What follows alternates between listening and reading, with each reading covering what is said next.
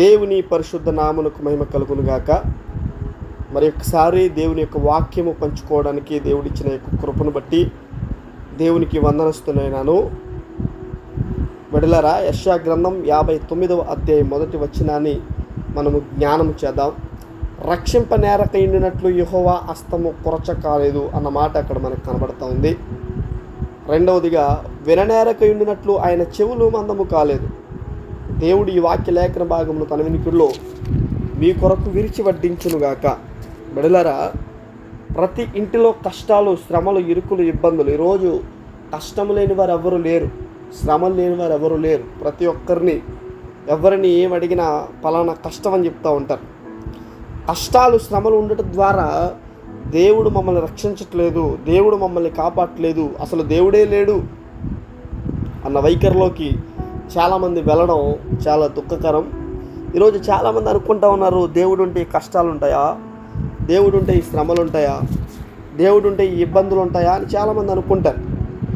ఈరోజు దేవుని యొక్క వాక్యం చెప్తున్న మాట యెషయా గ్రంథం 52వ అధ్యాయం 2వ వచనంలో, ధూళి దులుపుకొనుము యెరూషలేమా, లేచి కూర్చున్నము, చెరపట్టబడిన సియోను కుమారి, నీ మెడకట్లు విప్పివేసుకొనుము అని దేవుని యొక్క వాక్యం చెప్తా ఉంది.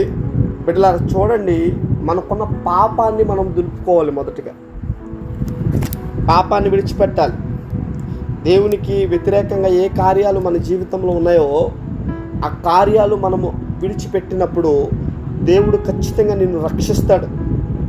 దేవుని యొక్క వాక్యం చెప్తుంది, రక్షింపనేరక యుండినట్లు యెహోవా హస్తము కొరచ కాదట, విననేరక యుండినట్లు ఆయన చెవులు మందము కాదట. దేవుని చెయ్యి కొరచ కాదు, దేవుని హస్తము చాలా శక్తి కలిగింది. దేవుని యొక్క చెవులు మందం కాదు. ప్రతి ఒక్క మాట చాలా స్పష్టంగా వినగలిగిన దేవుడు ఆయన. ఎందుకంటే నీకు చెవి వినికిడి దయచేసిన దేవుడు ఆయన. కాబట్టి ఆయన కంటే స్పష్టంగా ఎవరు వినలేరు భూమి మీద. కృపగలిగిన దేవుడు. కాబట్టి బిడ్డలారా, ఆయన యొద్దకి నీవు పాపములను విడిచిపెట్టాలి. పాపములను చాలామంది కప్పుకొని దేవుని యొక్క శరణు చూస్తున్నారు. ఈరోజు దేవుని అడుగుతూ ఉన్నారు. పాపము ద్వారా నీవు దేవుణ్ణి అడిగితే దేవుడు నీ జీవితంలో కార్యము చేయడు. పాపము ద్వారా నీవు దేవుణ్ణి అడిగితే దేవుడు నీ జీవితంలో కార్యాలు జరిగించడు. పాపాన్ని విడిచిపెట్టి నీవు దేవుణ్ణి ప్రార్థిస్తే దేవుడు ఖచ్చితంగా నీ జీవితంలో కార్యము జరిగిస్తాడు. ఈరోజు చాలామంది చేసే పని ఏంటంటే, పాపమును హృదయంలో పెట్టుకుని, మోసాన్ని హృదయంలో పెట్టుకుని, క్రోధాన్ని హృదయంలో పెట్టుకుని, ఇవన్నీ కూడా హృదయంలో పెట్టుకుని దేవుని అడుగుతూ ఉంటే దేవునికి కోపం వచ్చి మాట్లాడుతున్నాడు. మీరు అడుగుతున్నారు కానీ నేను చెయ్యకపోవడానికి గల కారణం నా హస్తాలు కొరచ కాదు, నా చెవులు మందము కాదు, మీ దోషములు మీకు మీ దేవునికి అడ్డముగా ఉన్నాయి అని దేవుడు మాట్లాడుతున్నాడు. కాబట్టి బిడ్డలారా, మీరు ప్రార్థించేటప్పుడు పాపాలను విడిచిపెట్టి ప్రార్థించడం నేర్చుకోవాలి. అదే కీర్తనల గ్రంథం 65వ అధ్యాయం 2వ వచనంలో, ప్రార్థన ఆలకించువాడా సర్వ శరీరులు యొద్దకు వచ్చెదరు అన్న మాట కనబడుతుంది.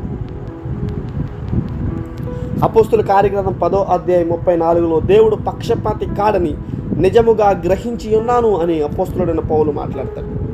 కాబట్టి బిడ్డలారా, దేవుడు ఎప్పుడు నీ ప్రార్థన ఆలకించి నీకు జవాబిస్తాడు అని అంటే పాపాలను విడిచిపెట్టినప్పుడే. పాపము విడిచిపెట్టకుండా దేవునిని నీవు అడిగినప్పుడు దేవుడు ఎవ్వడు, ఖచ్చితంగా సందేహం ఏమీ లేదు. కాబట్టి బిడ్డ, నువ్వు పాపాన్ని విడిచిపెట్టి నీవు దేవునికి ఏ విషయంలో దేవుని పట్ల అవిధేయత చూపుతున్నావో, దేవునికి నీకు వైరాగ్యముగా ఏదుందో దాన్ని తొలగించుకుని నువ్వు దేవుని అడిగినట్లయితే ఖచ్చితంగా నీకు దేవుడు జవాబిస్తాడనే మాట జ్ఞాపకం చేస్తున్నా. యెషయా గ్రంథం 1వ అధ్యాయం 15వ వచనంలో, మీరు మీ చేతులు చాచినప్పుడు మిమ్మల్ని చూడక నా కన్నులు త్రిప్పుకొందును, మీరు బహుగా ప్రార్థన చేసినను నేను వినను, మీ చేతులు రక్తముతో నిండి ఉన్నవి అని దేవుడు మాట్లాడుతున్నాడు. బిడ్డలారా, మీరు చేతులు చాపినప్పుడు ఆయన మిమ్మల్ని చూడకుండా ఆయన కన్నులు తిప్పేసుకుంటున్నాడట. మీరు బహుగా ప్రార్థన చేసినా నేను వినను, మీ చేతులు రక్తము అనగా పాపంతో నిండి ఉన్నాయని దేవుడు మాట్లాడుతున్నాడు. చాలామంది పాపాలను హృదయంలో పెట్టుకుని దేవుని అడుగుతున్నారు ఈరోజు. అందుకే వారి జీవితాల్లో కార్యాలు జరగట్లేదు.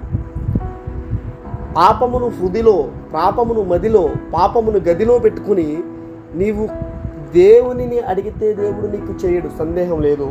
ఇవన్నీ విడిచిపెట్టి నీవు దేవుని పాదాలు పట్టుకో, దేవుడు ఖచ్చితంగా నీకు సహాయం చేస్తాడు అనే విషయాన్ని జ్ఞాపకం చేస్తున్నాం. యోహాను సువార్త 9వ అధ్యాయం 31లో కూడా ఒక చక్కటి మాట ఉంటుంది. దేవుడు పాపుల మనవి ఆలకింపడని ఎరుగుదుము, ఎవడైనను దైవ భక్తుడై ఉండి ఆయన చిత్తము చొప్పున జరిగించిన ఎడల ఆయన వానిని మనవి ఆలకించును. అంత చక్కటి మాట మనకు కనబడుతుంది. పాపుల ప్రార్థన దేవుడు ఆలకించడట. కాబట్టి పాపిగా ప్రార్థన చేస్తున్నావేమో ఆ కార్యము నీ జీవితంలో జరగట్లా. కాబట్టి పాపాన్ని నీ హృదయంలో పెట్టుకుని ప్రార్థిస్తున్నావేమో, మది నిండా పాపముండి పెదవుల ద్వారా ప్రార్థన చేస్తున్నావేమో, ఇది నన్ను గుర్తు చేసుకో. నీ పాపాన్ని విడిచిపెట్టు. పాపాన్ని విడిచిపెట్టి పాపాన్ని కడుక్కుని ప్రభు యొక్క పాదాలు పట్టుకో. నిన్ను రక్షించడానికి ఆయన చెవులు కానీ ఆయన హస్తాలు కానీ, ఏమండి, ఆయన చెవులు వినకుండా ఆయన హస్తాలు కొరచగా లేవు. ఉన్నతమైన దేవుడు ఆయన. ఆ శక్తి కలిగిన దేవుని దగ్గర, ఆ శక్తి కలిగిన దేవుని యొక్క పాదాలు పట్టుకుని ఆ ఉన్నతమైన దేవుడు కార్యాలు నీ జీవితంలో జరగాలి అని అంటే నీవు పాపమును విడిచిపెట్టి ప్రార్థన చేయగలిగితే ఖచ్చితంగా దేవుడు నీ జీవితంలో కార్యం చేస్తాడు. ఈ మాటలు దేవుడు తన వెనుకల్లో మీ యొక్క జీవితాల్లో కార్యము జరిగించునుగాక. ఆమేన్. చిన్న ప్రార్థన. మమ్మల్ని మిక్కిలిగా ప్రేమించిన మా గొప్ప దేవా, నీకు వందనాలయ్యా. నిజమే, పాపమును హృదయంలో పెట్టుకుని ప్రార్థన చేస్తూ ఉన్నామేమో ప్రభా. అయ్యా, హృదయంలో పాపం ఉంటే, జీవితంలో పాపం ఉంటే నువ్వు కార్యము చేయవు అని చెప్పి నీ యొక్క వాక్యం ద్వారా చాలా స్పష్టంగా మాట్లాడారు. ఈ సమయంలో ఈ మాటలు వినిచిన ప్రతి బిడ్డ వారి యొక్క పాపాలు తొలగించుకుని నీ పాదాలు పట్టుకుని అయ్యా నీవు చేసే మేలును పొందుకుని కృపద ఇచ్చేయమని ప్రార్థించి అడిగి పొందుకుని ఉన్నాము తండ్రి. ఆమేన్. దేవుడు మిమ్మల్ని దీవించి ఆశీర్వదించి బలపరచునుగాక.